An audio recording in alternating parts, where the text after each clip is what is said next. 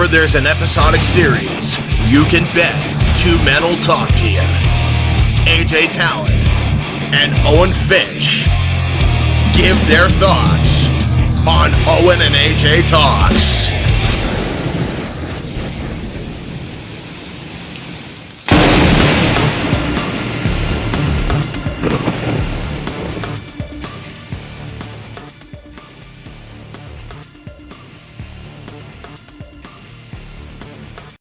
Hey, what's up, everybody? Welcome to Owen and AJ Talks for the first time in a few weeks. I'm Owen Finch, and I'm here with...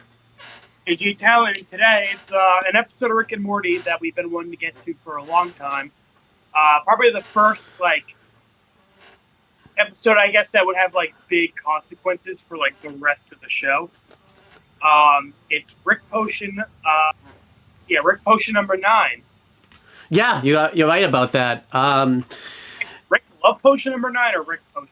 It's Rick Potion. Yeah, I always forget which one, but it makes sense with the title name they went with, obviously. Yeah, we're happy we're at this episode. We've been wanting to get to this for a little bit. This was our goal last year, but then obviously we never got to it, and then we figured we would just save it for an in-between time frame for when we're doing a big stuff, and this is the time for that. And I'm actually excited that we're here, like I said, when you watch this episode originally, it seems like it's going to be standalone, but it isn't. Fun fact, actually, this is the first thing where AJ and I have reviewed, where this is actually a holiday-themed episode, but the holiday theme actually ends up mattering long-term on the show, because we're not at this point yet in Danny, but there's, something in Danny that's holiday-themed, and then that character keeps coming back again and again, so it's kind of cool that we're at this point in our reviews where we can talk about a holiday episode, and it ends up having, a bigger effect on the whole show and everything like that, so... Well... it came out shortly before Valentine's Day and everything like that, so... I was about to say, they're having, a flu season dance. I wouldn't really consider that, a holiday. Yeah, okay, but, so, I was thinking, Love Potion, Valentine's Day, usually that's, That makes sense. Yeah. But yeah, flu season, that is interesting. We should have done this back in January and February, but obviously I kind of forgot that's the whole reason this dance happens, so that's on me. But yeah, let's just talk about...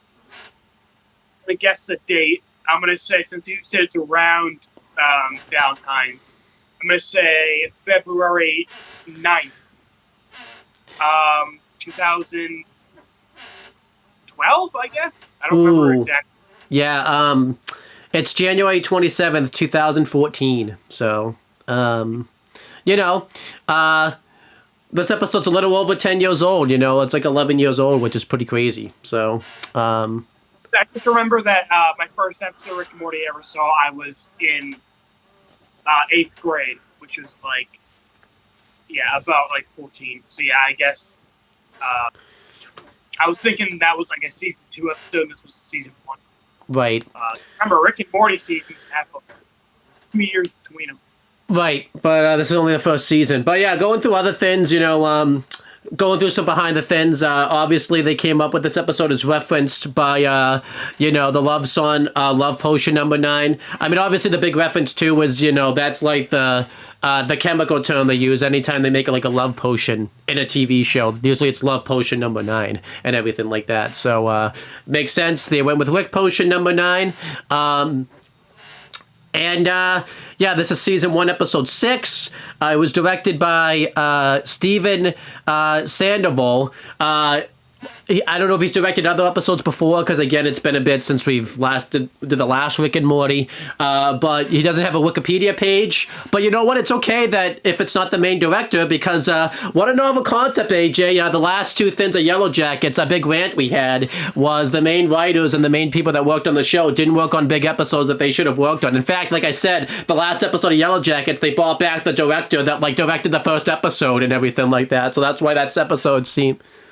with those characters since then, and it's what the fuck? Yeah.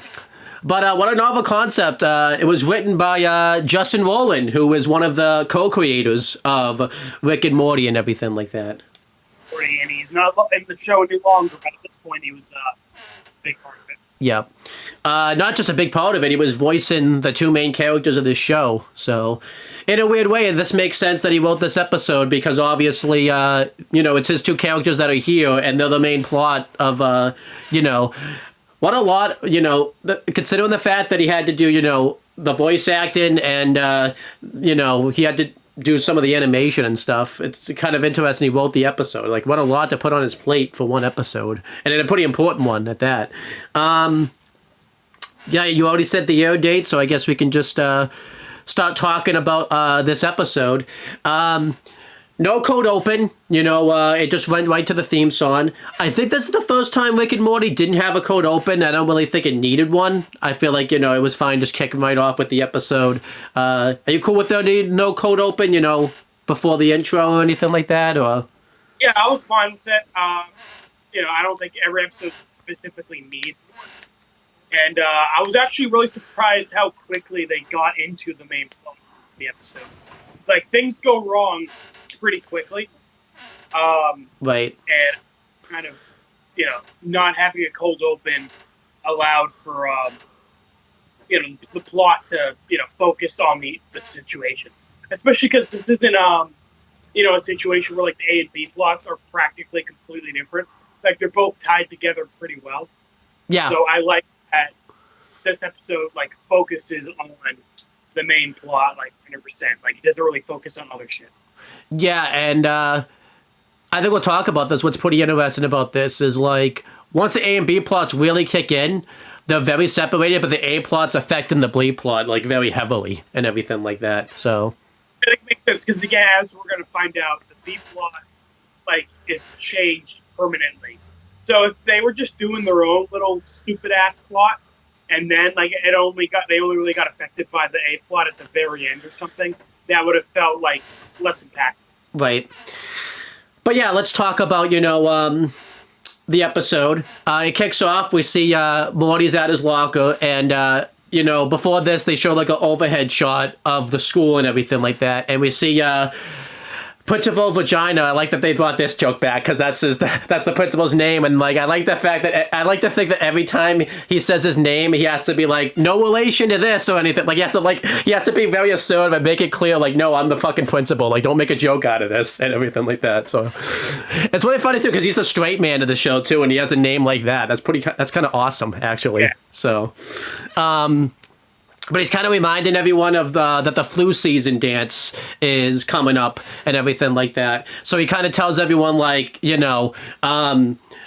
if you have the flu, please stay home because we want everyone to have a good time. This is kind of yet the fact that like this is going to be one of the things that affects the A plot. So because someone's going to have the flu and end up going there and everything like that. So, we see we see Morty look over towards Jessica, and obviously they brought this back, because that was a love interest that he had back in episode 1.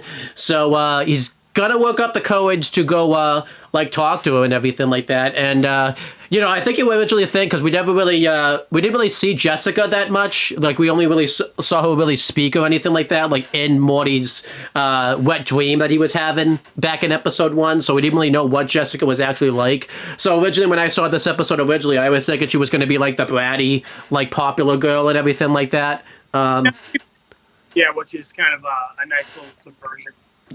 And she's actually having like a conversation with Morty. Nothing like, where you would think like she has a crush on him or anything like that, but she's being pretty friendly towards him. And like a random background character comes over and just like, dude, like what the hell are you doing? Like stay in your lane. Like you don't see me going up to a popular girl in like a really nice place, like a really nice school on their popular girl.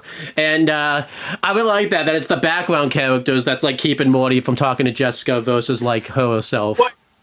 Like Jessica was, because like they're dating, and then Jessica's like, "Oh, gee, thanks." Like the way he phrased it, like, "Oh, I'm not gonna go hit on a more popular hot girl at like a rich school." And then he was like, "Hey, listen, I'm realistic, like." So I like that he's like a jock, but he knows that like. He can't go higher than Jessica. Right. This does remind me of that joke they did in Danny when like Dash came over and like was upset. That's actually Dash's first episode in Danny, where he's upset at Danny, saying these are going to be the greatest years of my life. Like basically, all downhill after high school. And I was like, oh, like that's the same vibes. And then they cut back to Rick and Morty's house, and Morty's talking to his dad about this, upset about the fact that he can't really get Jessica to be his girl and everything like that. I did like that they didn't they cut to mid conversation. They were already having it like off screen, and then we saw like the tail end of it and everything like that. I thought that was kind of cool. Jerry's just talking. He's talking about eventually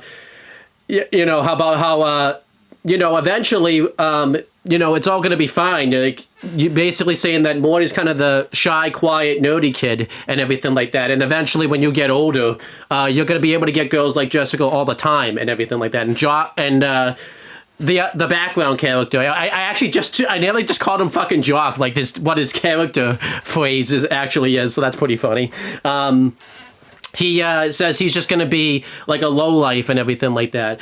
And it's a really weird message, but it's a really dark, true message. But I like that. I like Morty's response. He's like, I don't want to wait. I think Rick says it where he's like, he tells Morty like, no, actually it's Jerry who says it. My bad. Yeah, it's Jerry. Says that that like. Morty, you're a nice guy, but like those are in high demand right now. But in a couple of years, when the jock dude is he's on the downward spiral. He's getting out of shape. Then Morty, then you'll be a hot commodity. Which I like, but I like Morty's response because it's pretty realistic to how people feel in high school. Like, because obviously to Morty, that's years away. Like, I don't want to wait that long. I want. And I don't want to just any because Jerry phrases as if you could just get any girl. He's like, I want Jessica now. So I like the contrast here, because Jerry's kind of the middle-aged man and everything like that, and then Morty, is in the high school phase now where he's feeling all these emotions now and everything like that. And he says, I want Jessica, and Jerry says this thing that sounds like it's a diss towards Beth, where he mentions like, that's how I felt in high school. I wanted someone like Beth, and Jerry has to make it clear like that wasn't a diss. Beth really was like my Jessica, which is kind of a cool like contrast and everything like that, in a way that. Because obviously Jerry was in this position and everything like that. What I did like about this scene, too, was doing all of this, because you don't really see this happen in cartoons. Jerry was making a sandwich, and I like that it wasn't just, like, a background thing where, like, you saw him holding the sandwich, and, like, it was just there. Like, he actually was, like, spreading, like, mayonnaise on the sandwich. Like, usually cartoons will have... Animators were actually going to the trouble of him, like, making the sandwich as they were talking. They didn't just fucking... flop the sandwich like on the table and then like they never acknowledge it. Right. And Rick comes in, and originally this is a comedy scene, but it's pretty fucked up with what he says if you've watched the show later on and everything like that. Where he says here kind of doesn't really match up with what we learned about him later. Yeah, it doesn't match up, but obviously it's a little sad. But obviously, Rick comes in and he, mentions like, yeah, then you're going to get my daughter pregnant and everything like that, which obviously, I like that they kept that going, obviously, because that's a big thing that they talked about in the Mr. Meeseeks episode where Beth talked about she got pregnant like in high school and everything like that. That's how Summer became a thing and everything like that. And Rick, is talking about how him and Beth's relationships like basically barely holding on by a thread, and he even mentions like I could give a shit less, but even I notice it and everything like that. And obviously Morty's very defensive because he's talking about like his parents like that and everything like that. And obviously this gets Jerry to be worried and everything like that, which I think is a good way to set up the B plot. And Rick kind of mentions something that seems like a one-off joke, but it's like kind of doesn't, like you said, doesn't really match up with Rick's life, and I feel like we'll talk about that at the end of the episode, where he mentions that love is really, not much of an emotion, and animals, just mate, and then that's pretty much it. They don't really have any love towards each other or anything like that. And that's kind of, people aren't really that way. Some people, love is just a meaningless emotion. And it's kind of Rick just kind of doing like his typical like talk of like politics or how he feels about emotions, kind of trying to put it like a scientific spin on it and everything like that. Well, one, I like he says like specifically that love is just like a chemical in your brain to like make you want to mate, and it like fades after a while. Yeah. Like marriage is like a trap, and then he says that like it didn't work for me and it won't work for your parents. Break the cycle, Morty. That doesn't really match up with what we learn later, because Rick is heavily implying here that like he got divorced with his wife. Yeah. Which obviously not the case. It's also weird because normally Rick like fucking never mentions his wife. Like he seems to avoid it. So it seems kind of weird that he like brought it up here, like on his own. Yeah. I also like that Rick like says like, "Oh, love is just like an animal emotion," considering that sets up the rest of the episode. Right. I think it doesn't mesh up, but I can kind of give it a pass because obviously this is only season 1. I don't really think they had thought that. And, like, they were vague enough where you can kind of squint past it. Yeah. I was like, I feel like Rick, with his backstory, wouldn't say it like that. Right. But again, I could also buy it. He's trying to mask the emotions and everything like that type of thing. Again, you can give shit like that a pass because it's only season 1. I don't even think they had thought that far ahead because that doesn't get brought up to throwaway line. I'm not like saying it's a 0 out of 10 because of it. Yeah. I'm just saying one of those things where like I said, season 1, they didn't quite think it through. Which is Owen. It's funny because when I was drunk, I fucking texted you this. It pissed me off ever since I was a little kid. In the Day of Black Sun in Avatar, couldn't catch up to Azula, and that's the reason why they couldn't get the Fire Lord that day. Yeah. And it's one, they fucking established Anakin's super speed. So I was drunk and I was like, you know what? I'm gonna ask people on the internet why the fuck did that happen. And the post I made got fucking 20K views or some shit. That's insane. Also, too, even the best shows ever are immune to season 1 shit not lining up with later seasons. It's not like in Yellow Jackets, because this is kind of an example of a throwaway line ruined kind of the whole thing, where Natalie mentioned, all of season's 2 plot in the present was going on in the span of a fucking week. That was where that wasn't good and everything like that. So, or when she said it Travis never believed in any of that spiritual stuff, and he very clearly does. Yeah. And the thing is, again, Rick here is really vague in what he says, so even if it doesn't quite match up, you're kind of maybe he would say it, maybe. Whereas, stuff in Yellow Jackets, when Natalie says, Travis never bought into the spiritual stuff, that is, an absolute statement that is there's no other way to take that. Right. So when they break that rule, it's okay, well, I don't know why the fuck you had her say it then. Yeah, and they broke it in fucking season 2. Or that scene, remember that throwaway thing in OVB when they had that scene where there was a flashback that Tex and Church in recovery. Oh, yeah. And you could argue Church's memories are fucked up. Then it's oh no, it's Tex's flashback, so it's so that it doesn't make any sense. I still remember when we covered that scene, you would mention that, and I couldn't really say anything about that, so I was yeah. And you'll understand later, but the scene doesn't make any sense. And then we finally got through it, and you're oh yeah, right, that scene really doesn't make any sense. Yeah. I think as each season went on too. By the way, I'm wait, the scene doesn't make sense. The scene's not making sense. It's not that. Yeah, we figured that out during the video or something. I think it was doing season 8 because then we find out that Tex was there when Alpha was there. So yeah, so it's wait, how the fuck did that work? Yeah, I don't know. And then season 9 happens, and then it really doesn't make sense. So yeah, season 9 extra makes it not make sense. And then season 10 extra makes it not extra makes it not make sense. So everything continues to pile on, and it just fuck with that. Yeah, but anyhow, so continuing, I gotta check my notes. I see if I'm still talking here. Yeah, you're talking now. Because then the next thing is Morty just goes to get ready for the dance. Not really much more. Again, this is kind of set. I think the best thing about this scene was it set up. It was like the start. In a weird way, Rick sets up fucking both the A plot and the B plot, and he didn't even give a shit. He wasn't even trying to, which is awesome. So, Jerry's feeling insecure after what Rick said, so he's talking with Beth. Beth's on the computer in their room, and Jerry's kind of just sitting on the bed. He's asking, like, hey, Beth, do you really love me? And Beth is kind of just, like, brushes him off. Like, I forget exactly what she says. But she just, like, is like, she was like, oh, come on, I want to do this right now. And Jerry's like, come on, it's a yes or no question. Like, how hard is it to say yes? Yeah.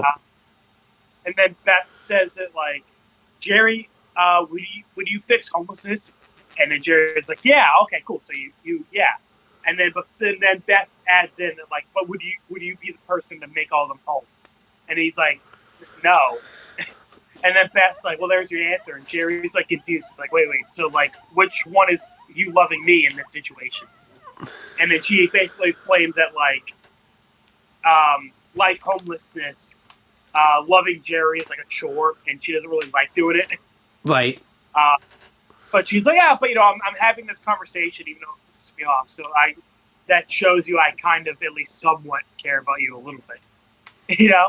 Yeah. And that's the thing. I feel like Beth does love Jerry. She's very much Rick's daughter though, where like any emotion is just like she has to like put a quotation mark around it, Which is funny because as we find out later, this isn't even the Rick this is the which Rick is this? This is Rick Prime's daughter, correct? Yeah, Prime's daughter. So it's not even like Rick's daughter, really. So. Yeah. But yeah, I feel bad for Jerry here. He's trying, and it sucks because they kind of made up a little bit after the end of the Mr. Meeseeks episode. Yeah. Or in that one, Beth was also kind of like, talking a lot about like her feeling trapped in her marriage with Jerry. Yeah. So I don't. It feels like they made up a little bit, but it wasn't like 100% or anything like that. So. But yeah, I like this. It continues that plot because that plot had been kind of going. It was a continuation from the Mr. Meeseeks plot, and I like that. I like where it goes, and as we're gonna find out, this was kind of some finality towards these characters. So I was gonna say it's funny how like these two pretty much wrap up their plot this episode, from the last like 5 episodes. Yeah, because we brought it up earlier. It's like kind of funny that like this summer, the original summer we start the show with, never really got any focus. Mm-hmm. Whereas it's nice to see, especially this Jerry, like kind of see how he changed from episode 1 to where he ends up like later in the show. Yeah. And then basically after Beth finishes up on the computer, she like walks out. She's like, hey, they need help at the horse hospital. Like some big like race happened and like 15 fucking horses crashed and all need medical attention. Yeah, that sounds brutal. There alone, like by ourselves at the hospital at this hour, and Jerry's obviously not happy that she's gonna be alone with like the hot doctor who's clearly been hitting on her in like episode 1. Yeah, I like this too because this doctor seemed like he was just going to be a one-off in like episode 1. I like that they brought him back, like he was, type of thing. So. And again, I brought him back because it kind of, like you said, closes up the little arc Jerry and Beth had. Yeah, so this was good. I like this scene here. And then it's still you. That's right. Yeah, and then back to the A plot. Morty's put his little tux on, and he's talking to Rick in the garage, and Rick asks Morty, "Hey, can you hand me that screwdriver over there?" And Morty does not do it. Owen, and it's kind of funny to think what would have happened if Morty just fucking used the handed him the screwdriver. Which is kind of a comedic because, in a weird way, this Rick, as we're gonna find out later, I guess would have died. I guess so. Yeah, so I was going to say either this whole episode just doesn't happen, or, like you said, they just blow up here, and then they die. Yeah. And then another Rick and Morty take their place. Yeah. But yeah, in a weird way, I like it though, because this is what Rick uses to like, as like a clapback to Morty, when it's like a little thin, but like really that Morty not handing Rick that screwdriver really changes the whole show in a lot of ways. We don't really know how though, because like, again, we'll talk about that later. So, yeah. But basically, Morty's asking Rick that, like, hey, can you make like a love potion to make Jessica fall in love with me? And I'm kind of surprised Rick didn't make like a comment about how creepy that is until later. Because later on in the episode, when Morty's like arguing with him, he says like, "Oh, you're the one who wanted to like roofie your date." Yeah. I was like, it's kind of funny. He didn't really bring that up here. Yeah, it is funny. Although to be fair, I don't think Morty's thinking about it that way. Morty, very much from season 1. Is kind of like naive and innocent. Well, not innocent, but like he's pretty naive. So I could argue, I could see that like Morty isn't thinking about it that way. He's like, oh, love potion. Like you see in cartoons where she'll fall in love with me and we'll be happy. Yeah, like he's obviously thinking about how it's basically fucking like brainwashing. Rick is like, no, that's stupid. I'm not doing that. And then as I said, Morty kind of refuses to hand Rick the screwdriver, and it's funny they have that argument they did in the Fantasy episode where Morty's like, "Hey Rick, I do like so much stuff for you, and I'm asking you for something. Like, why can't you just like help me out here?" This would have been awesome if he used like, remember that whole thing they got bet he got to pick the adventure. He used that, Yeah, would have been nice if they referenced that episode. Yeah. Because that's basically like the similar argument. But basically, Rick ends up making him a love potion. And I love how quick and easy it is. It's literally just like throwing a couple things in a blender and it's fucking good to go. Yeah. And Rick had this like made already, like type of thing. Like he had... He might have used it or something himself. Yeah. And Morty's like, oh, cool, thanks, Rick. And then he's going to go. And then, you know what? To be fair to Morty, I really like what he says here. Where, he's like, hey, because I'm sure he's used to this bullshit at this point. Right. He's like, Rick, there's like no side effects, right? Like no consequences I need to be aware of, And Rick's like, no, it's foolproof.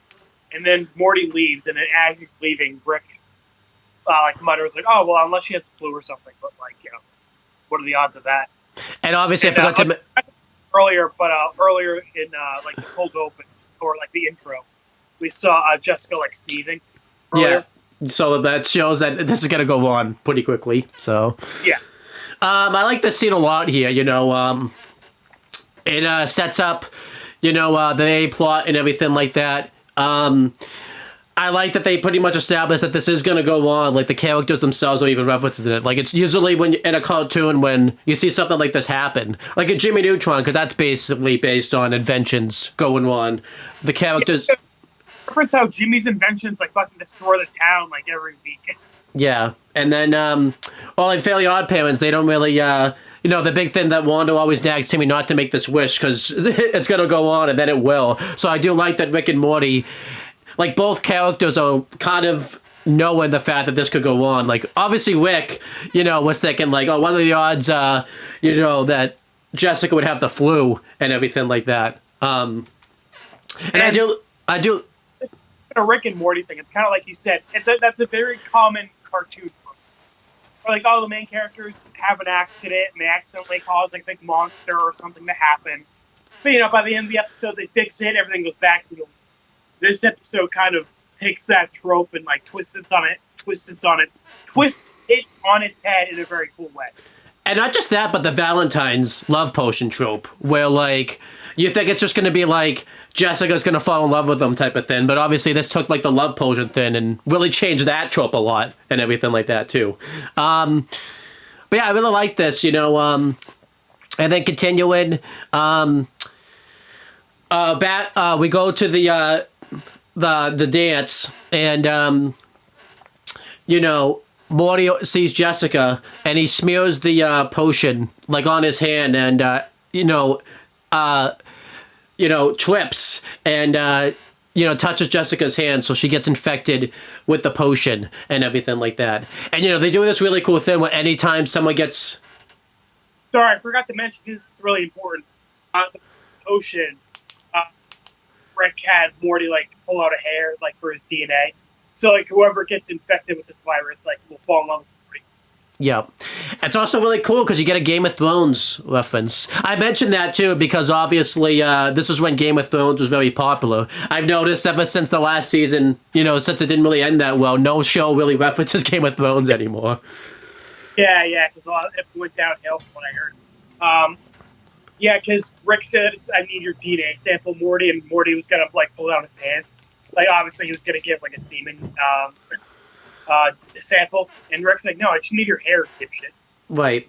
But yeah, it's just interesting to see, because it's 2014, Game of Thrones is still very popular. It's like, wow. So Game of Thrones is still good at this time. I wonder when, Yeah, definitely makes the episode bit by bringing up Game of Thrones. Because, like you said, after the last couple seasons, it seemed like a lot of people just stopped talking about it. Yeah, or no one will watch it anymore because of how the last couple seasons were. So, but and I mean, books haven't finished, and probably never will. So it's kind of damn, there's no ending in the books, and from what I heard, the ending in the show sucks. So it's pick your poison. Right. But yeah, so. But one thing I do like is anyone that gets infected with the love potion, their eyes will become the pupils will go really black as if they're really infatuated with Morty and everything like that. This becomes a cool thing because in the beginning of this thing going on, you can see who has been affected and who hasn't been affected and everything like that. So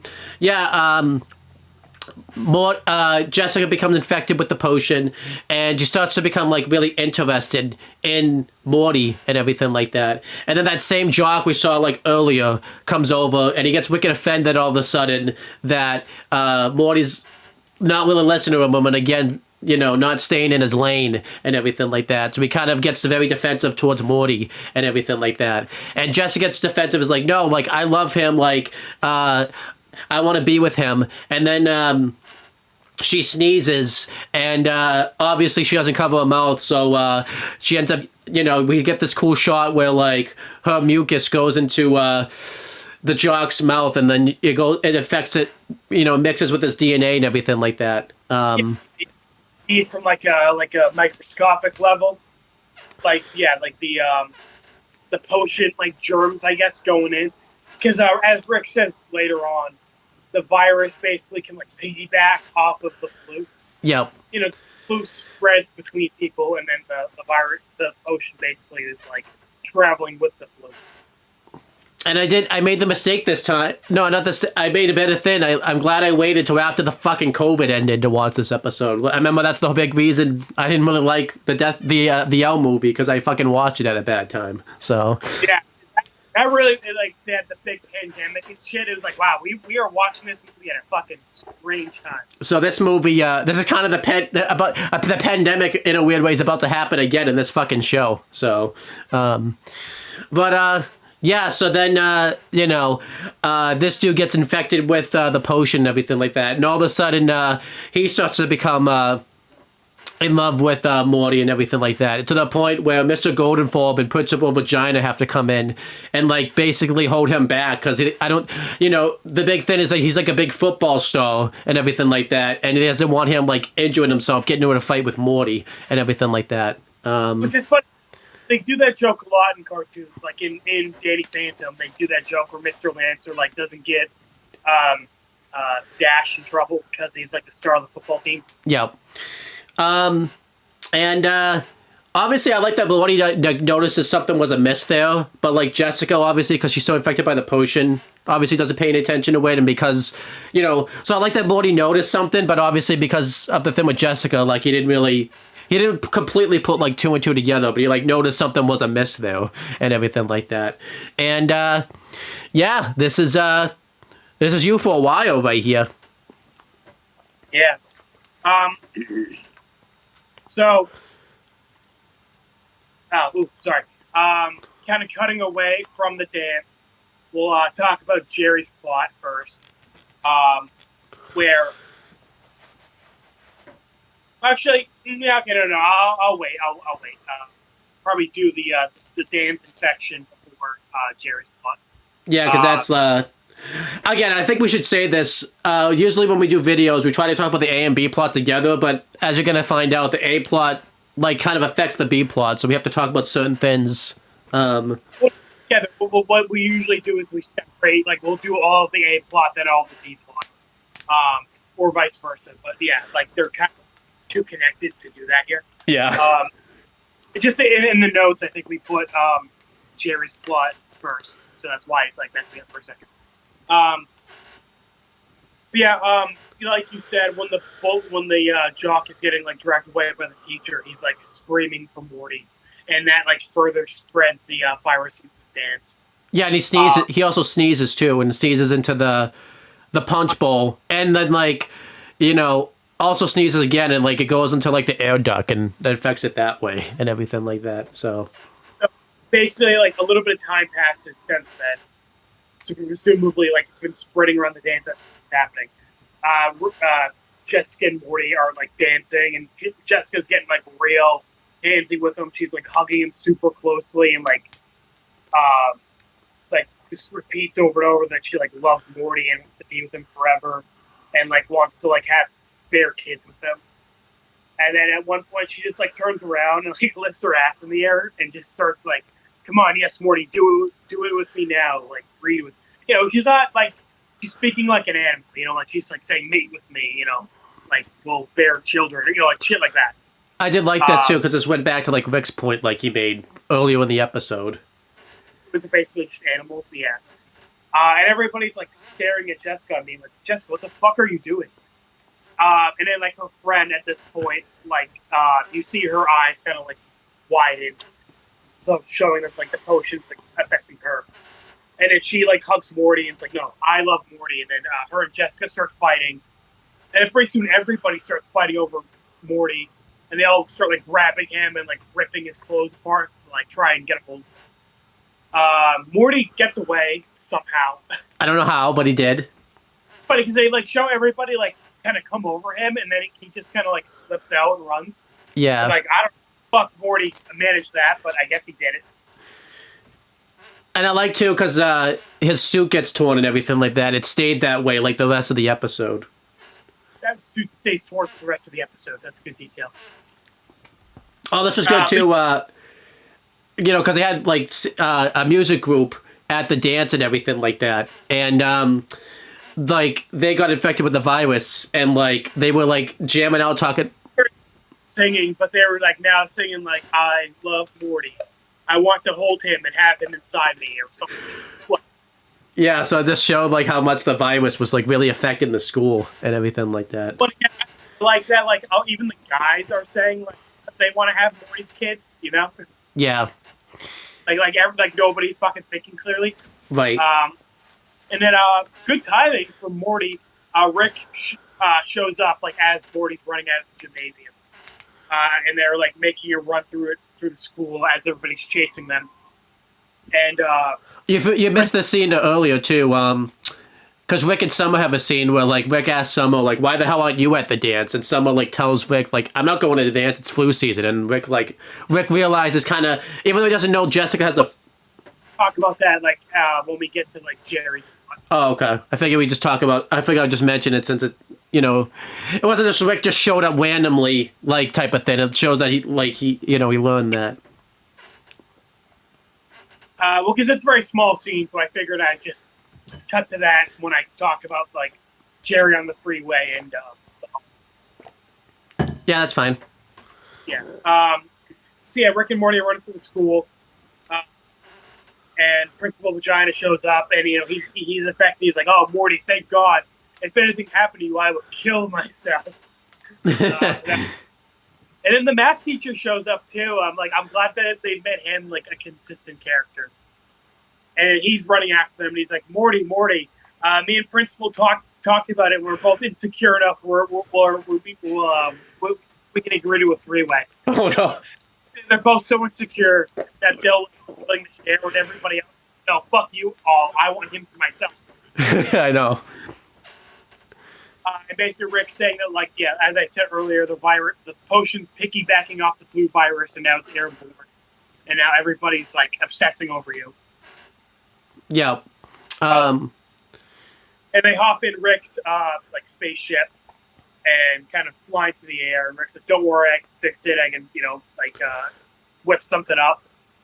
And I think he says it after they release the second potion, but I'm going to say it now.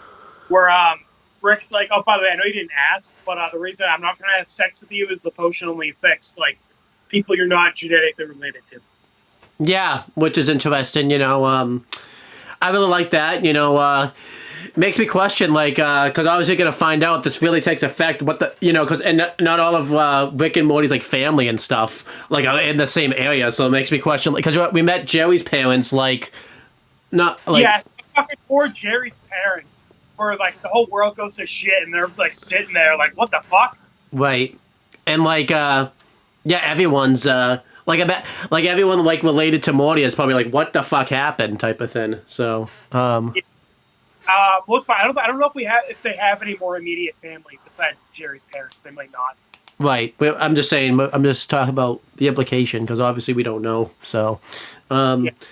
But I do like that. It's funny because, a lot of people, like, make jokes that Rick and Morty have, like, an incest obsession later on. Yeah. They kind of, I'm glad they kind of address that. And, well, one, I also like that, like, Rick's the one to, like, address it. Like, he even says, like, hey, Morty, I know you didn't ask, but I'm going to explain it. It's like Rick knows the audience would be wondering why Rick is okay. Yeah. So I kind of just, like, basically stares at the camera to explain it. I was okay with this because Rick and Morty's been meta a little bit, so it didn't really bother me that he was explaining that just for the audience viewpoint, so... Yeah. And also, I like the loophole that, like, Rick isn't his grandfather, but again, they are still, like, genetically related. Yeah, because that's a big thing later on, so... Yeah. So I like that, Rick is his grandfather, Yeah, because I remember I've asked you about that, like, a few times and everything like that, so, it's weird, they have this loophole, but they didn't really know they're going to need this later on and everything like that, so, but yeah, I like this a lot, I feel like, too, I remember I mentioned, they were, breaking the love potion, like, plot and everything like that, but they haven't really broken it yet, it's not until this second thing gets released, and, I like that, Rick is explaining what's in this potion, because obviously, when they mutate into, like, praying mantis. Well, they haven't mutated yet. That's on the second attempt. Yeah. But I really like this, and then, I like that just how quickly everything's just falling apart and everything like that. And that makes sense, because obviously in, like, a virus setting, it makes sense, that everything falls apart pretty quick. Because don't forget that happened with... joke that, like, because, like, it spreads over the world, in, like, the span of an hour. Yeah. And Rick's like, how the fuck did that happen? I don't know. I guess it did, so... And that one, like when Rick kind of, like, is like, oh, by the way, I know you didn't ask, but it doesn't affect people you're related to. Like, that was a funny little, like, okay, yeah, he's explaining it for the audience. The virus, like, spreading over the entire planet, like, so quickly. That one felt like, again, they wanted the world to end because of Rick and Morty, and then they, like, do what they do at the end. Right. And I'm like, okay. That's what? I said, like, that one, I'm kind of like, I don't really like that. Where they just have the entire planet get infected in, like, an hour.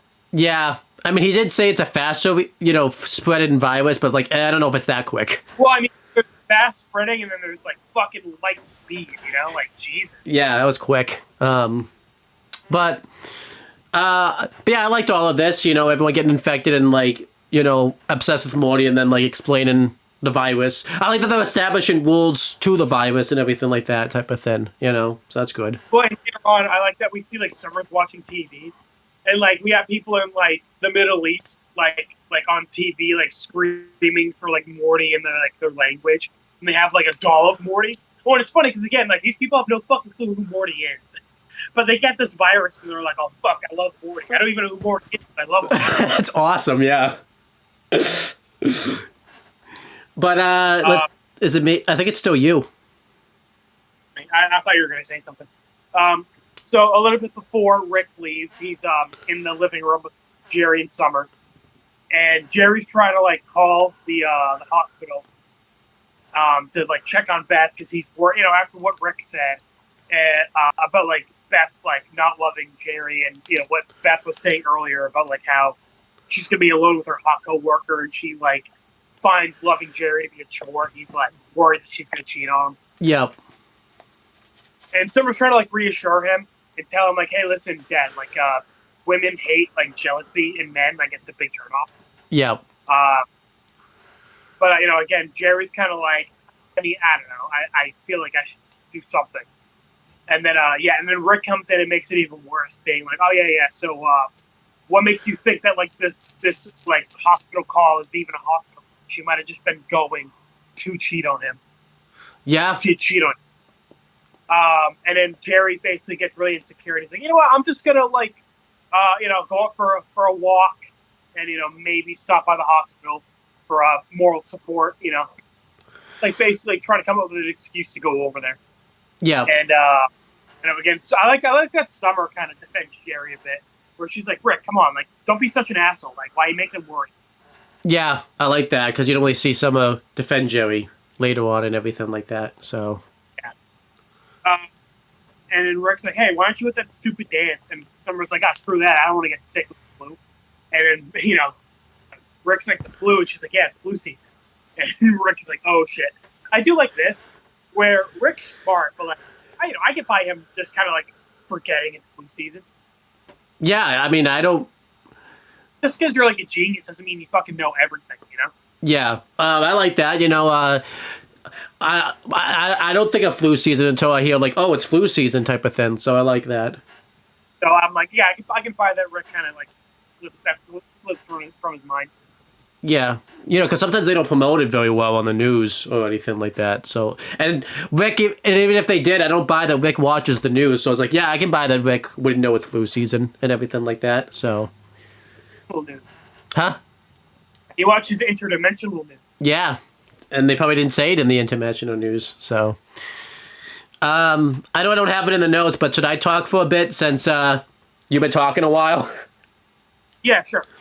Yeah, so then Rick releases the, doing all of this afterwards, Rick releases the second potion. Oh, the second... Oh.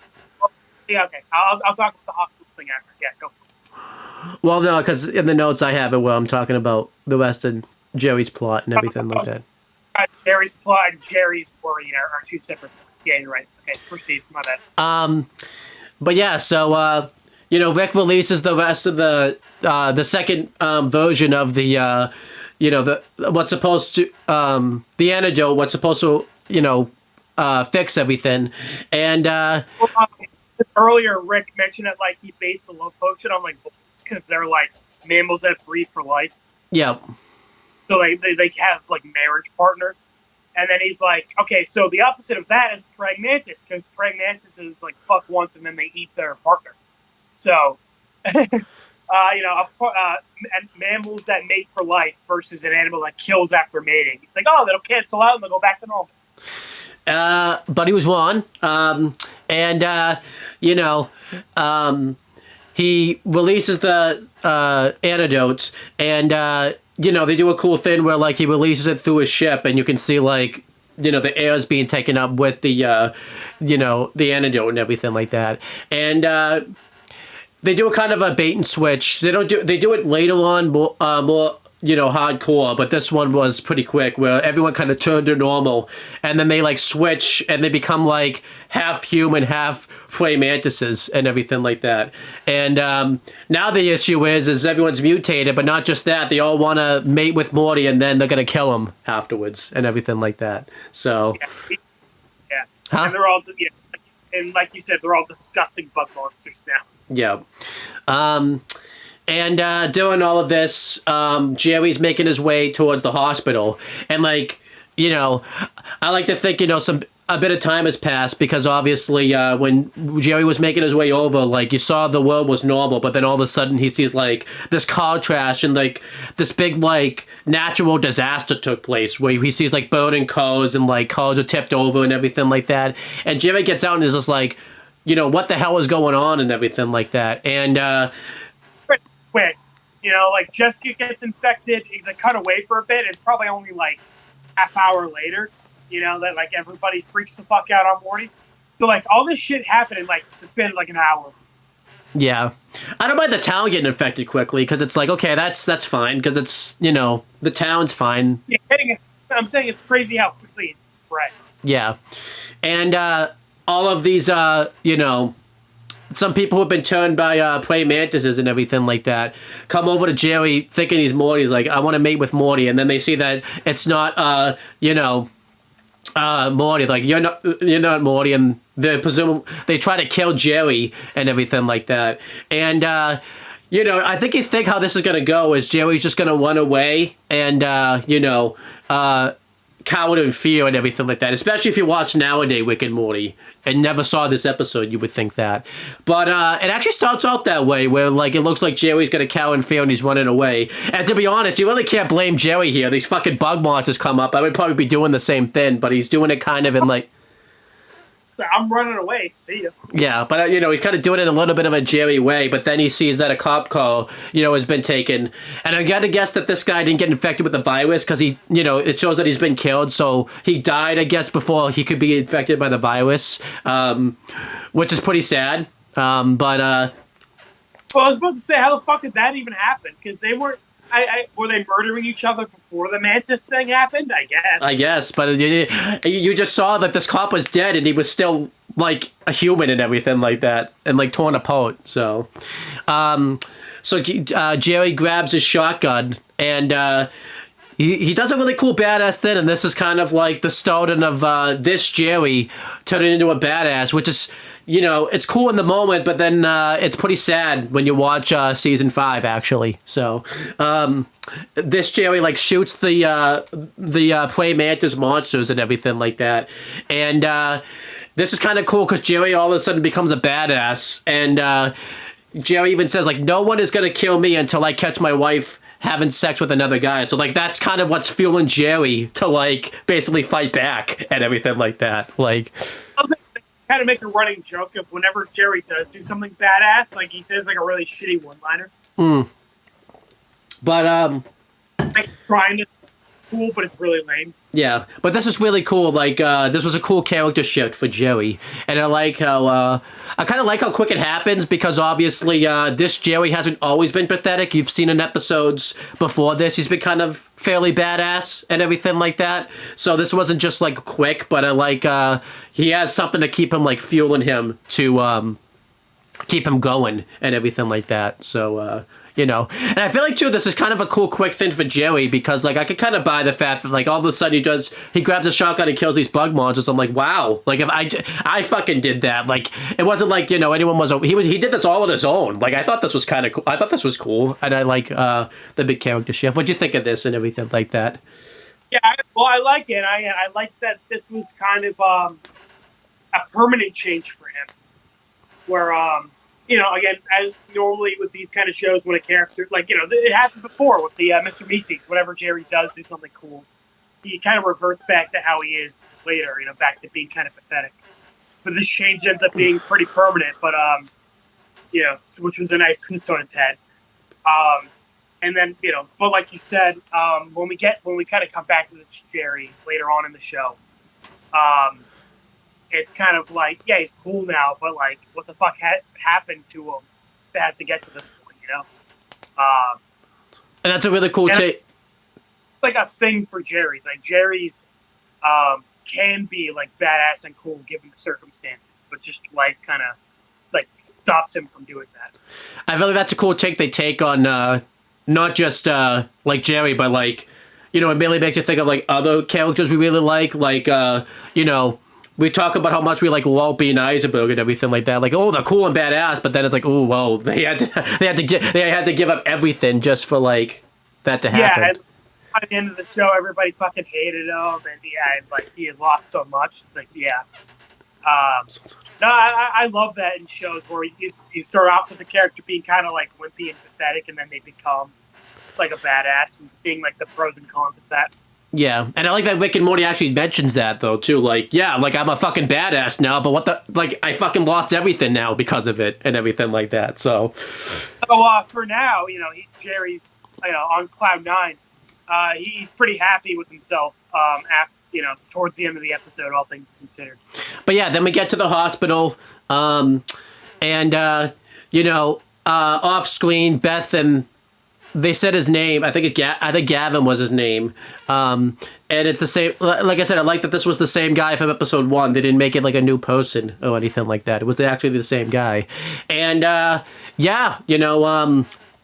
they're all happy about like how much they have accomplished saving horses' lives and everything like that. And then Gavin gets kind of creepy and makes this a very romantic setting. And puts romantic music on, lights a candle. And I guess the implication was he was planning on seducing Beth. And that was I like that was the intention originally. But then he starts to get infected by the virus. And because he wasn't at the dance or anything like that, I like that you got to see someone get infected by the virus, because it seemed like, originally he was just in like phase 1 of the virus, what we saw earlier at the dance and everything like that. But then like the more the virus takes over him and everything like that, he mutates into the praying mantis versions of themselves and everything like that. So I also that because again, like Rick and Jerry were assuming that Beth was going to cheat on Jerry here. Yeah, but guy pretty obviously trying to like sleep with her. She kind of is like, you know what, I'm gonna go. So I do like that, where she never actually was planning on cheating on Jerry. Yeah, I like that. And I do like that this guy had the intention of sleeping with Beth and everything like that. And so he said towards the, like you can like just tell when he gets infected, like he goes from wanting to sleep with Beth, and then he starts asking about Morty. Yep. Which is kind of cool, because like again, this guy has no fucking idea who Morty is, type of thing. Like he's probably met him like once. Like yeah, he's like he calls Morty like your son and stuff. And I'm like, oh yeah, he probably like met Morty fucking like one time, and now he's obsessed with him. Yep. So obviously Beth starts like freaking out and everything like that, where because this praying mantis monsters all of a sudden I will say this, it is, originally I was going to say this, it is a little weird, they don't pick up that Rick was behind this, but I could kind of buy it, because obviously the world's fucking breaking around them and everything like that. I could kind of buy, I guess, Later on, they're kind of talking about how this is probably Rick. Yeah, but again, I could buy in the moment, they don't really think about it long term or anything like that. I like the dance where Jessica's acting all animalistic. I like that. It's how creepy the love potion makes them. Where he's asking Beth, like, your son, what was it like, seeing him naked? What are the details of him being, like very, just like he's being fucking creepy about Morty, Yeah. So I love that. Even if the love potion didn't like spread, like whoever it like affects makes them fucking creep, Yeah, I like that. And then Jerry comes. So, like, even if it wasn't for the, probably still would have been a problem. Yeah. Jerry comes in and he says this terrible one-liner. It actually starts out well. He's like, "Meet my crowbar," but then like and then he says, "Meet my little weapon, the crowbar." And but then he ruins the. He actually had a good one-liner, but he ruined it by like continuing the one-liner by saying this. I'm Mr. Crowbar, and this is my friend, also a crowbar. And I like Frank just like stops being obsessed with Morty for like 5 seconds to say that's stupid. And then but then Jerry kind of saved it, where Jerry beat him to death, and then Jerry said, "Yeah, well, look, we're being smart, Gaia." Yeah. And Beth all of a sudden, like hugs Jerry. He's like, "Thank God for you, Jerry." And I like that, Jerry's one letter here was good. Like, God's turning people into insects. I'm just flat out murdering them. And all of a sudden now you could see here that like, Beth and Jerry kind of like start to become obsessed with each other in the rest of the episode. I think, Beth was really happy with. But they're kind of like being more open about being in love, Yeah. And yeah, I really like this scene right here. This was, even though this doesn't completely wrap up their plot, obviously there's one more scene with them, but I do like that this was kind of the end of their huh? Two more scenes. Oh, two more. I forgot the end credits. But I do like that, they wrapped this up and really did it in a good way and everything like that. And yet again, this could, because obviously we see these characters again in a weird way. If we did like original Jerry and Beth win or lose, if we just go based off this episode, this would be a win for them. They finally are in a happy place. It just kind of sucks that the world seems like had to fucking fall apart for Jerry and Beth to finally be happy in their marriage and everything like that. So. Exactly. Fucked up, yeah. So while Jerry is, going to Beth, and of course Rick and Morty are trying to fix the issue, Summer was just still at home, just chilling, watching TV.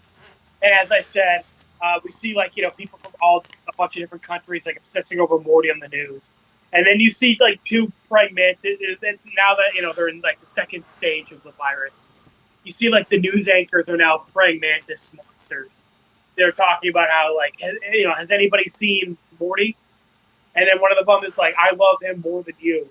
And then the other one's like, you dumb bitch, I'll kill you. And they just start fucking each other. Yeah. And, what the fuck?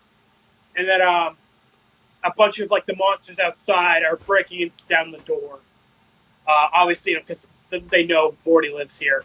But they break in, see that Morty isn't here, so they start attacking Summer. I guess Rick didn't fucking install a bunch of security shit like he does in later seasons. Yeah, that is interesting, yeah. Unless he just didn't, set it... Maybe he had to turn it on or something, but yeah, that is interesting, yeah. For, what happens later on with the alternate Rick's garage, it's funny because I know in a future season, Rick and Jerry, die in the garage, and the garage immediately, turns on to, fix it. Yeah. So, I guess Rick didn't install that yet. Right. Which would have benefited the other Rick, so that dies in the end of this episode. So yeah, basically, Summer runs away. She's running outside. And I'll just talk about this now, I guess, because not much really changes from it. Yeah. Summer runs away, and then of course, all the monsters are still going around. Jerry we got this cool wide shot too of someone running around and everyone was a praying mantis creature and stuff. That was cool. Yeah, you see her running down the street and you see all the mayhem. Yeah, because everybody's just tearing shit up looking for Morty. And then Jerry and Beth are in this cool Mad Max Walking Dead vehicle that's decked out with blades and shit. Yeah, it was cool. I like that. When did they have the time to make that? I don't know. Fuck it, but it's cool. Yeah. And they're just tearing up the monsters. And then they just start whenever they have a moment to breathe, they start hugging each other and making out. And then Summer meets up with them. I don't know how she found them. She just did. And then Summer's we gotta find Rick, because I don't know why did this happen. And I like that Jerry's the one who doesn't immediately blame Rick, where he's like, okay, we don't know for sure that this was Rick. And then Beth is the one to be like, no, fuck that. Of course it was Rick. He's an ass. He always does this shit. And he left my mom.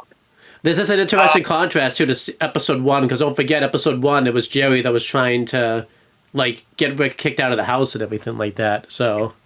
And again, I like that, because you figure this would be they switch positions for this one time to go back to how they are later. Which happens in season 3. Remember, where, Beth is, going to be like, you know what, you're right, we're gonna kick Rick out of the house, but as soon as Rick shows up again, Beth was like, oh, I'm so happy you're here, and then she divorces Jerry over it. Yeah. So I like that here, this change with this Jerry and Beth is permanent, Mm-hmm. Beth is like, no, fuck my dad. Like he's done too much. Like I'm done with him. Yeah. And then they start like making out again.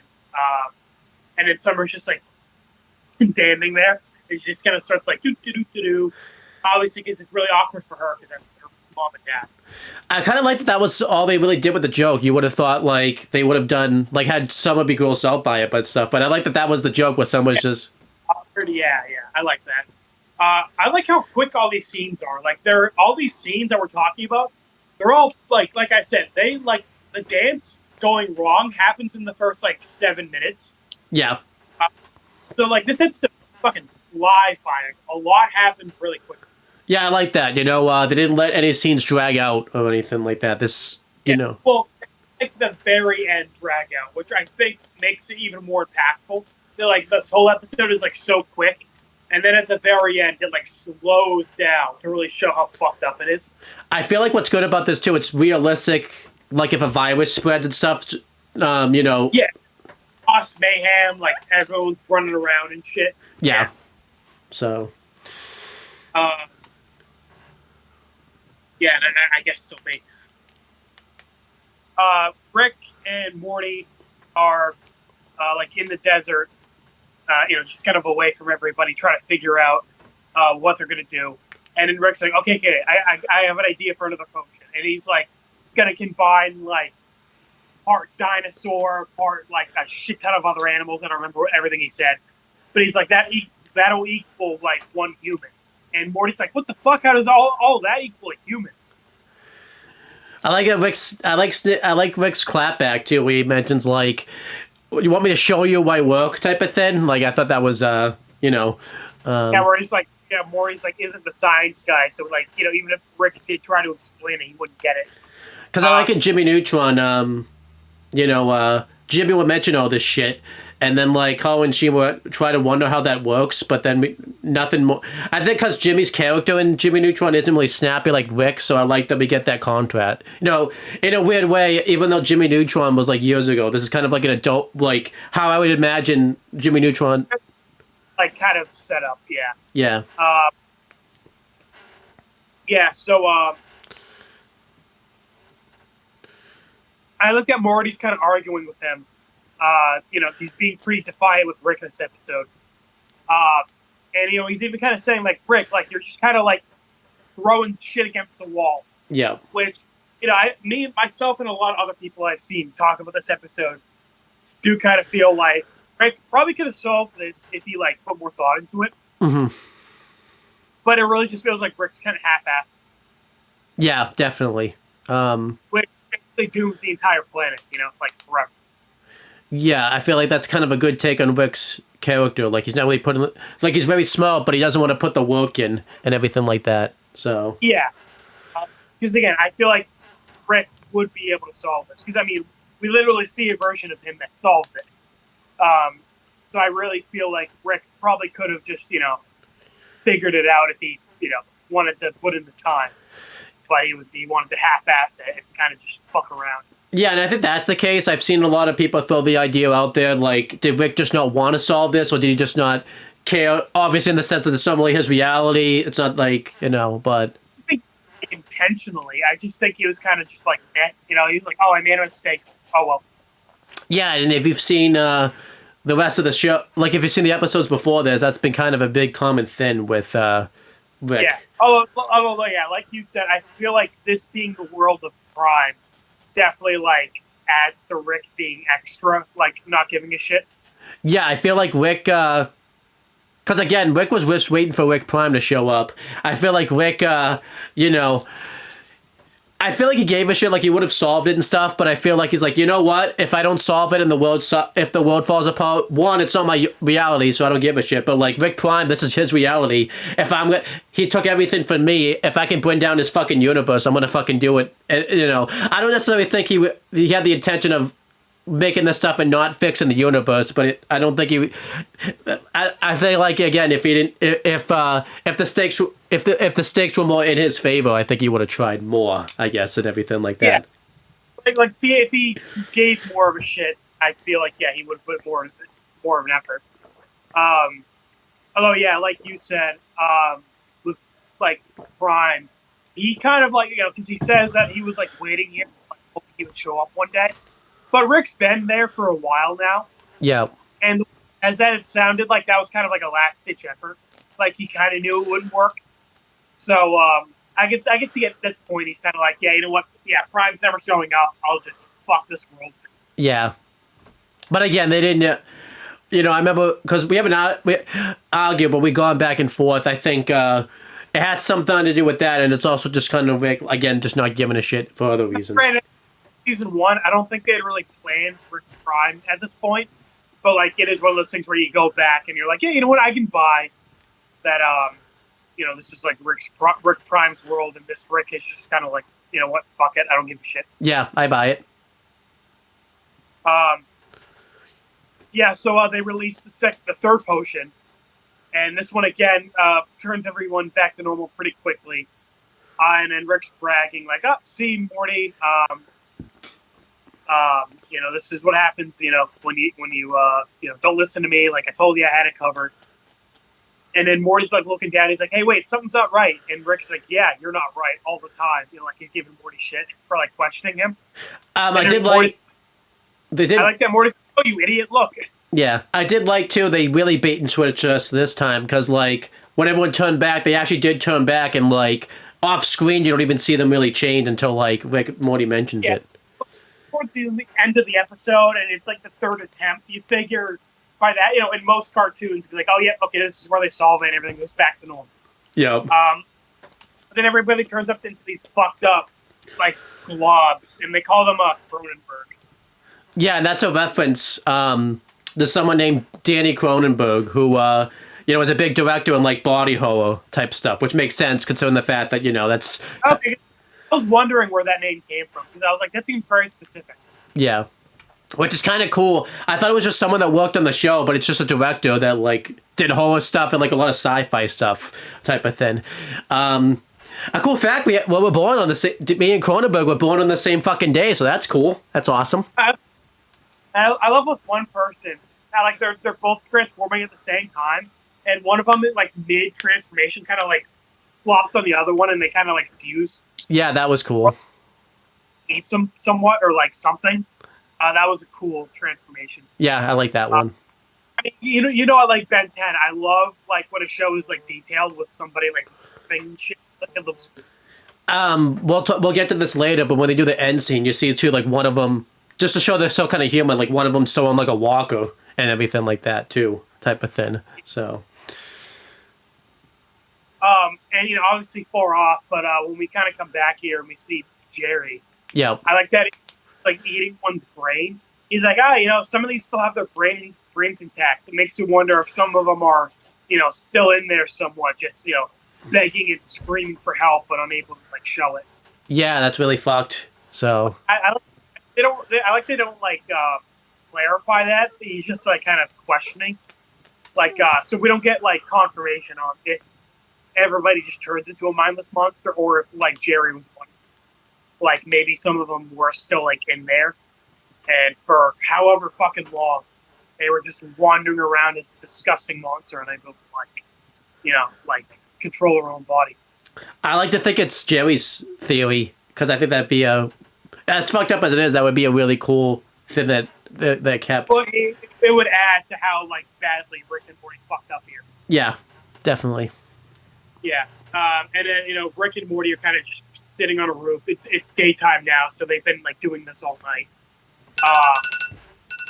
And Morty's like upset. They like Cronenberg the whole world. He's like, what do we do? And he's getting pretty upset with Rick. And he's like, Rick, you're giving me shit for like wanting the love potion, but like, fine, I'll take that. I'll take my part of the blame. But like, you have to accept your part of the blame too. You've been half-assing it. You've just been throwing whatever, and like, hoping it'll work. Like, we got to like think of a more concrete plan. Because again, Rick kind of does what he usually does and kind of like deflects the blame. And he's like, you know what, Morty, you were being a little creep, wanting to like get with Jessica. This wouldn't have happened if you just handed me the screwdriver when I wanted you to. I really like this too because like Rick and Morty have points. Morty has definitely better points, but I like Rick's got some good points too. But then when he mentioned that screwdriver thing, you're like, wait, okay, like Rick, you're Eddie, and like trying to defend Blake. Which again, I like that Morty's like, hey, listen, you're right. I'm partly the blame for this. I accept that, but like you have to accept your part of the blame too. Yeah, and you have and then Rick, okay, fine. Look, I got one like emergency solution I keep like as a last resort. And I like that he doesn't say it'll fix this world. He just says this will put everything back to normal, like for the most part, you know.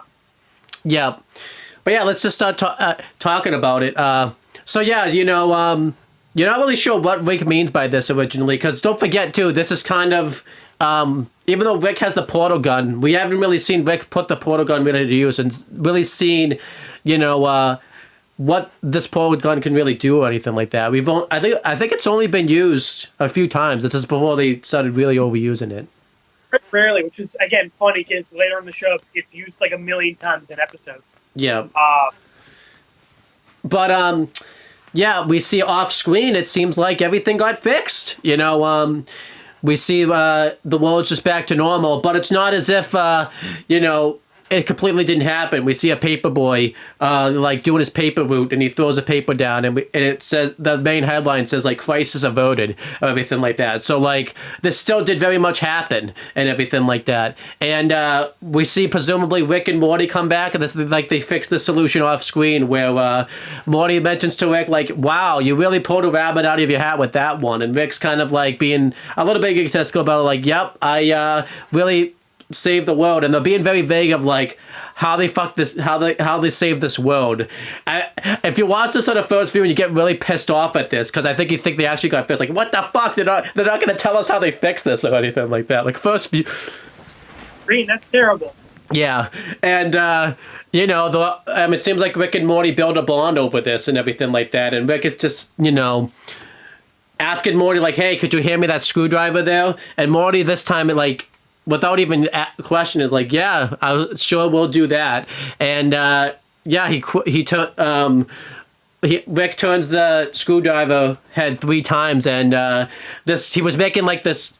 We don't really know what he was making, but like he was making like this thing that looked like some type of like portal gun or something like that, because it's got the thing blows up, and Rick and Morty die. And I feel like this scene's really good because it drags out for a while. Like Rick turns a screwdriver, and then all of a sudden it just blows up. Like this just kind of happens, and you're like, "Wait, is this like the gruesome it is?"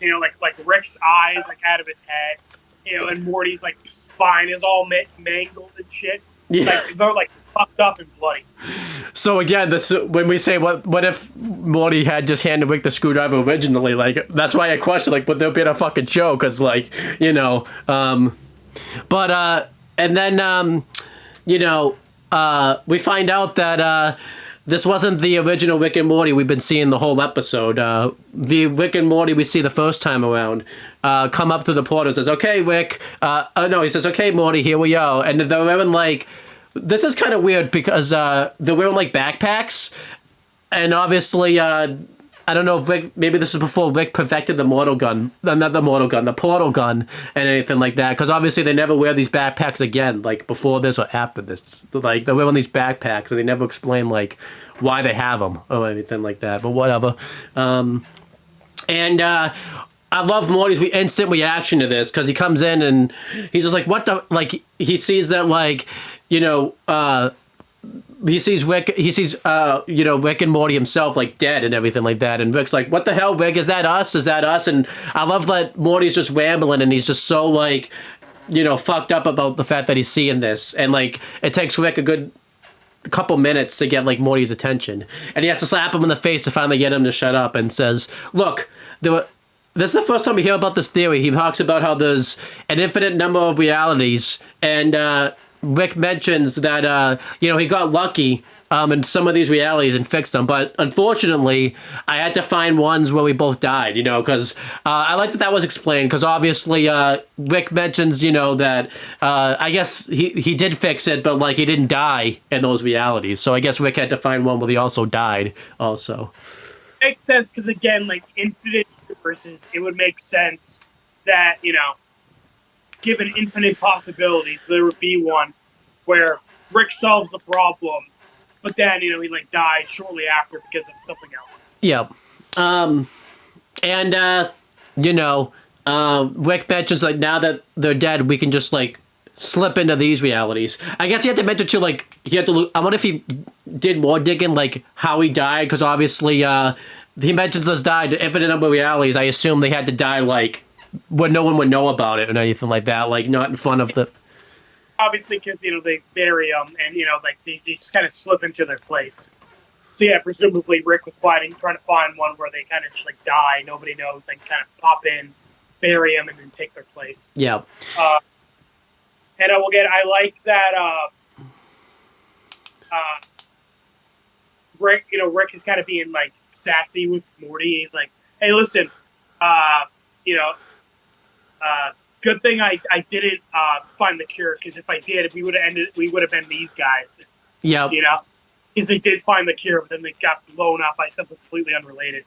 But then again, Morty's like, "What about the reality we left behind?" And Rick says, "Well, what about the reality where Hitler cured cancer? Just don't think about it." He's like, "Besides, do this like 3 or 4 more times." Which is kind of funny because that ends up being, a big thing, I love how casual Rick is with this. Like, this is kind of the implication that, like, Rick has done this before.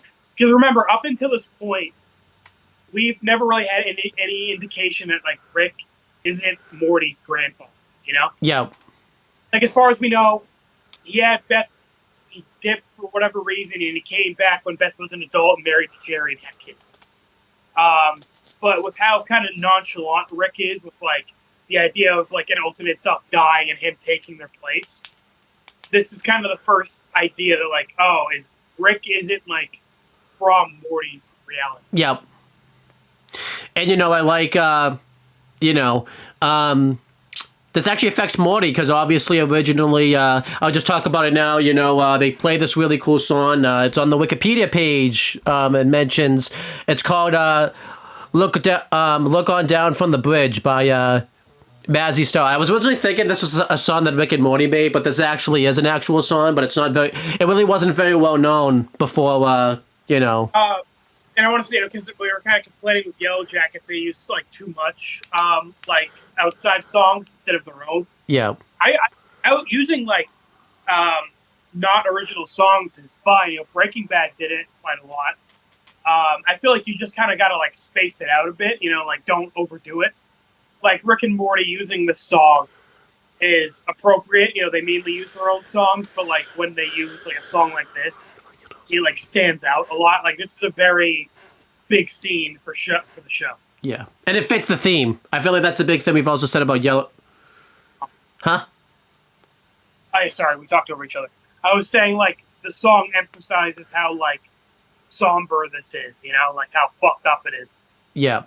I feel like what I really like about this song too is it seems like the song can be taken, because obviously the theme of this song was everything around you is like normal, and as you're gonna see it, but like Rick and Morty, and more specifically Morty, are dealing with something outside bigger than what is going on in the world around them and everything like that. So, but yeah, Rick and Morty bury their dead selves, and Morty's really haunted by this and everything like that. And honestly, it's really weird because it's relatable but not relatable, because obviously it's a situation that like we're never gonna find ourselves in. So you can only imagine, but it's like a situation where like you imagine what it would be like to bury yourself, but then you see like Morty have to actually go through it, and it's like Well, yeah, it's also like Rick said, like if they did a couple things differently, that would have been them. That's got to be fucked up.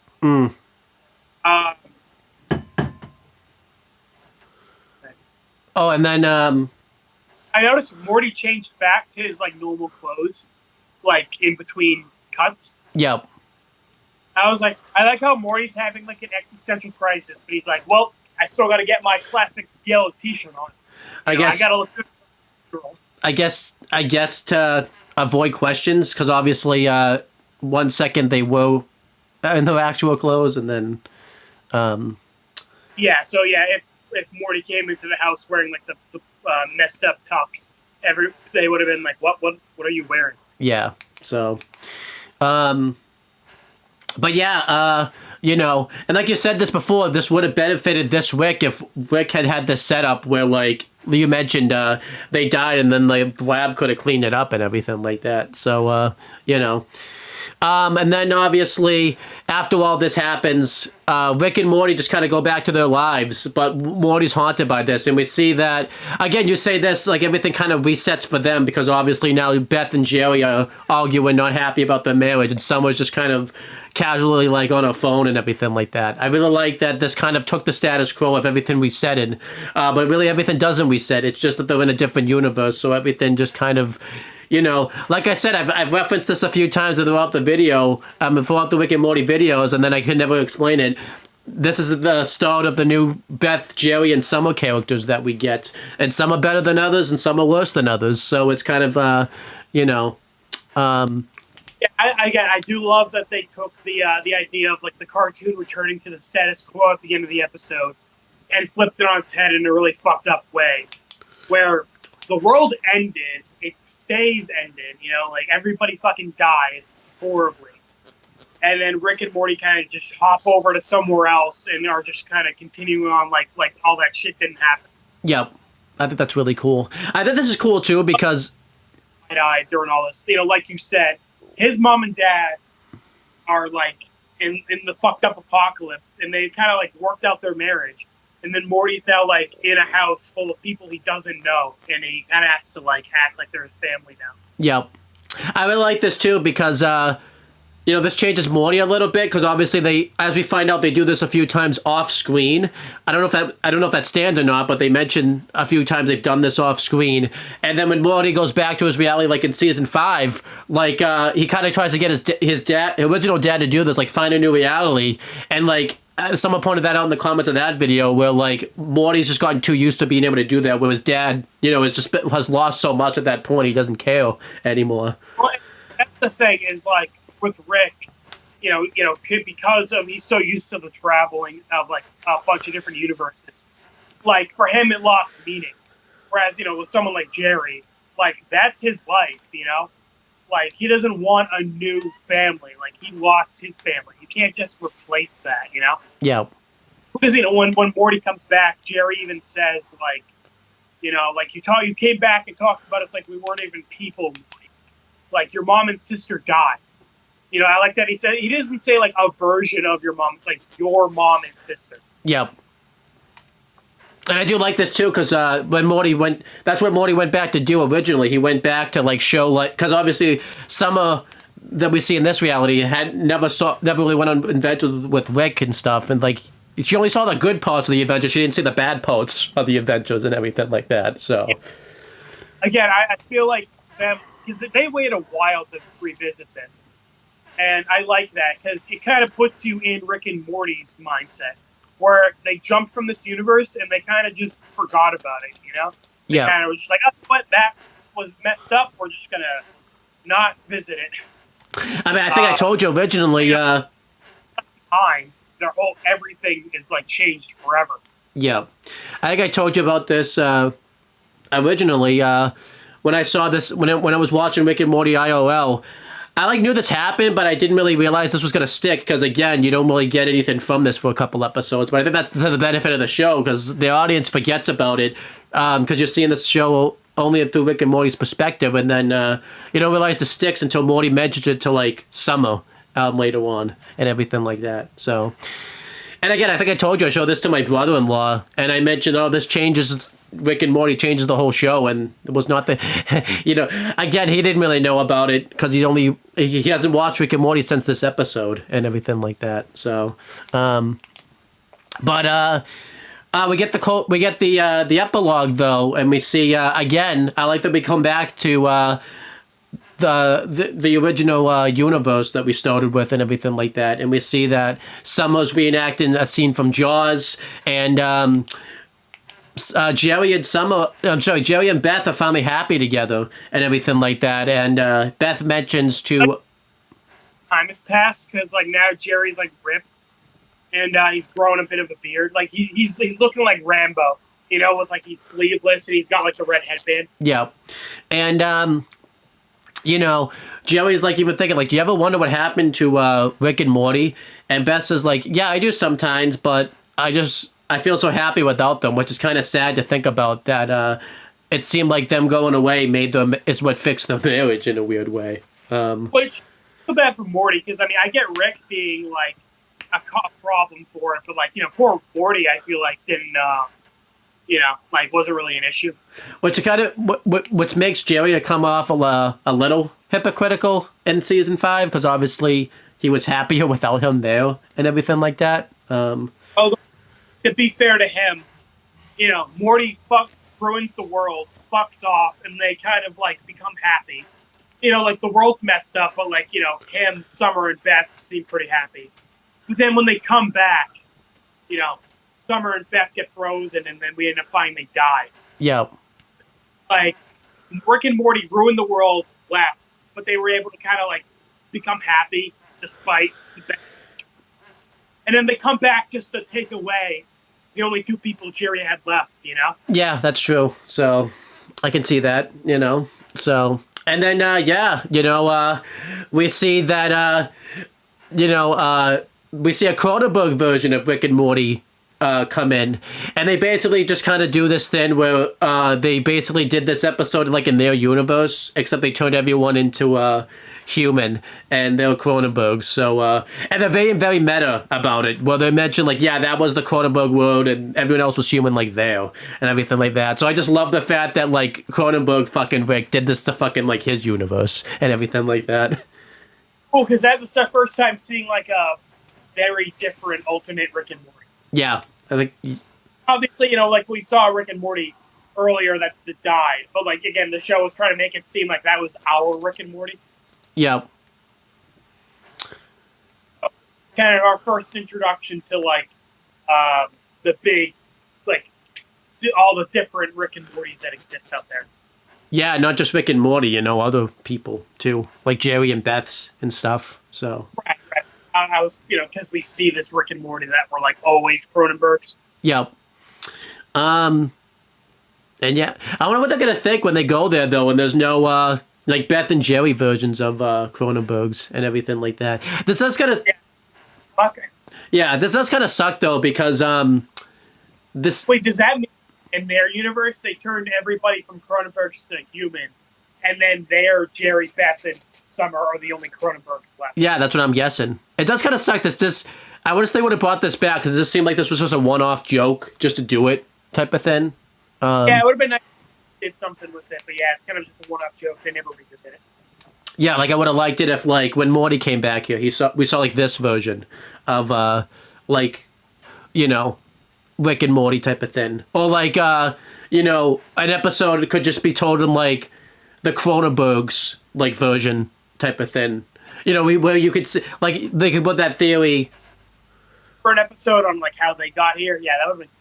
Or like we get an episode just in this universe, just in the Cronenberg Rick and Morty, and they can take that theory. Where are these really people, or are they like people trapped in the Cronenberg? Like they're very talkative and they can have a conversation, but like the other ones are just monstrous and everything like that type of thing. But yeah, that's the end of this episode of Rick and Morty. We got to do the letter grades. Obviously, probably the best one we've done. Give it like an A. Yeah, I give it. Well, it's tough. I'll do like you know because I'm gonna definitely give it an A, but for like long term effects, I'll probably go A plus. But again, we're not really there yet.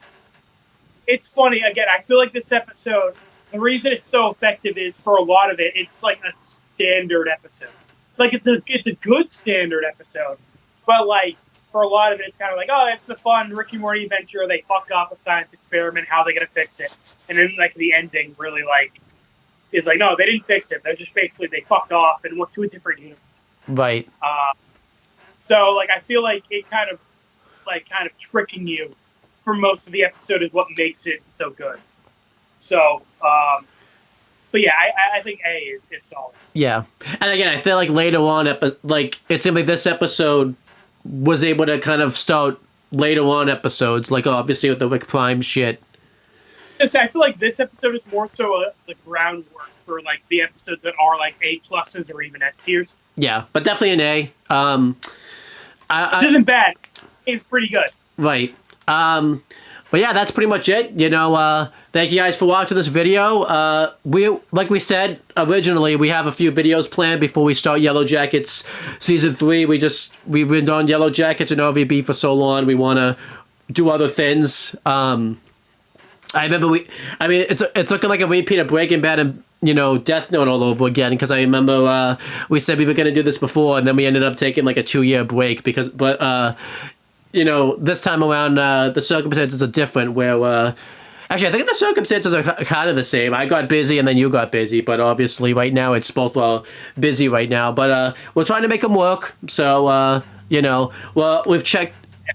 But, we're going to be doing Star Wars next, most likely. Looking forward to that. Owen has never seen it, so first impressions.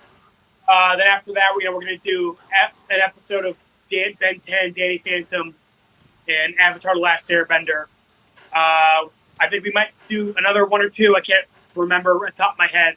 But then, like you said, yeah, we'll jump back into Yellow Jackets Season 3. Yeah, the plan originally was late May, but it's looking like it's going to be probably the first week of June. We'll be jumping back into it because we got like, but again, it could be late May. It's definitely going. We were on Yellow Jackets for a while, so.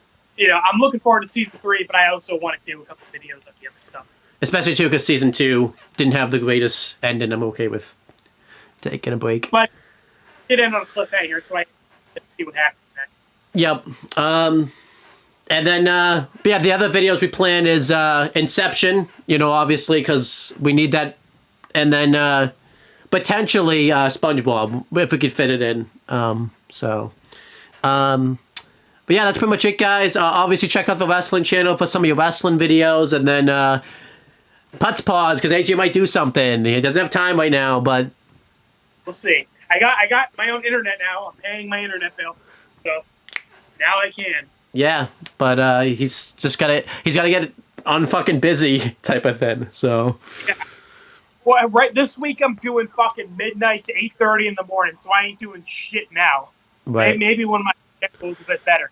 Yeah. But yeah, that's pretty much it, guys. Thank you guys for watching this video. And since it's being recorded in the past, we will talk to you guys in the future.